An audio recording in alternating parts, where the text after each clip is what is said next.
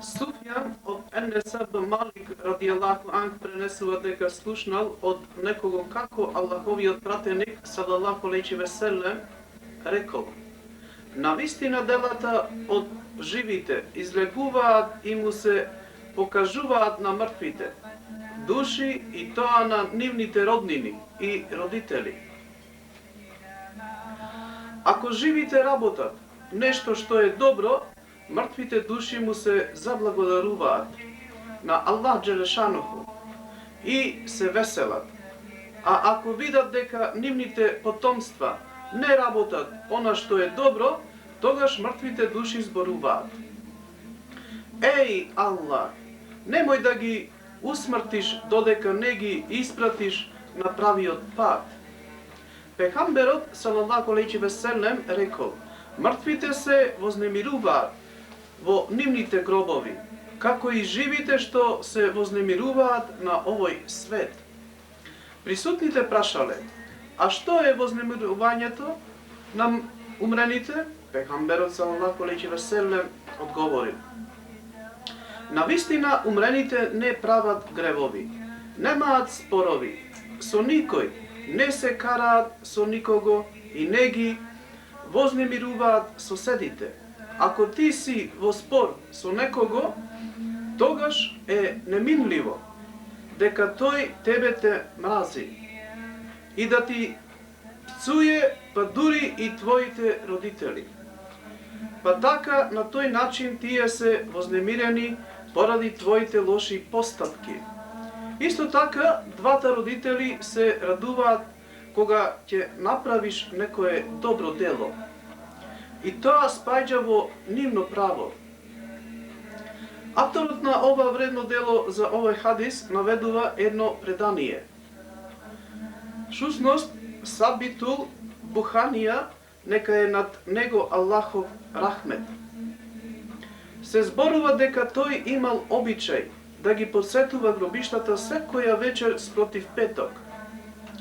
Со тајно шепотење во дова го повикувал неговиот господар се до зората. Во една прилика му се задремило и заспал. Во сонот ги видел сите жители на гробиштата, излезени од нивните гробови, облечени во најубава алишта,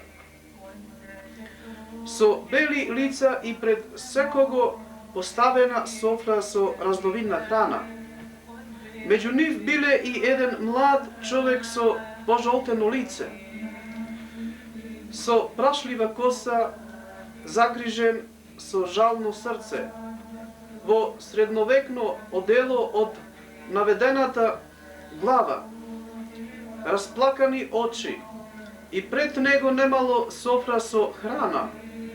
Се вратија жителите на тие гробишта весели во своите гробови. Се вратил и оној млад човек разочаран, со изгубен надеж, тажен и невесел. Сабит го праша за неговата состојба и му рече: еј, момче, кој си ти меѓу овие? Пред секој од нив стои софра со разновидна храна и сите се вратија весели, а ти се врати загрижен и жалостен. Момчето одговорило: еј, предводниче на муслиманите, јас сум осамен и обиден од нив, зашто немам никого кој ќе се сети на мене со добро дело и со дова. Тие имаат нивни деца, пријатели, роднини и фамилии. Сите тие се сеќаваат на нив, прават дова и добри дела. Секоја ноќ спротив петок им пристигнуваат од нивниот хаир и добрата и севап награди. Јас сум човек кој што тргнал да обави хаџ, а со мене беше и мојата мајка. Кога стигнавме во овој град, одредба Аллахова била да умрам тука, а мојата мајка ме закопа во овие гробишта, таа се премажи за друг човек. А Аманет ме заборави и никогаш не се сети со дова и со милост. Затоа сум јас загрижен и очаен во секое време. Сабитул Бунани рекол: Еј, момче, кажи ми, на кое место живее твојата мајка? Па јас да и пренесам за состојбата твоја и за тебе. Момчето му објаснило каде е местото и куќата и уште нешто додал. Еј, предводниче на муслиманите, ако не ти верува, речи дека во джебот има 100 мискала од злато и наследството од мојот татко, а тоа е негово право. Тогаш ќе ти поверува по тој знак. Кога стигнал на бараната адреса, Сабитул Буними ја побарал неговата мајка и ја нашол, па и кажал за незиниот син и за златото кое се наоѓа во незиниот джеб. Жената паднала во безсвест и за кратко дошла при свест. Му ги дала 100 мискала злато на Сабитул Бунамија и му рекла: Тебе те овластувам да ги разделиш на сиромаси, за душа на мојот осамен син. Сабит ги зел парите и ги поделил како милост за душа на незиниот син.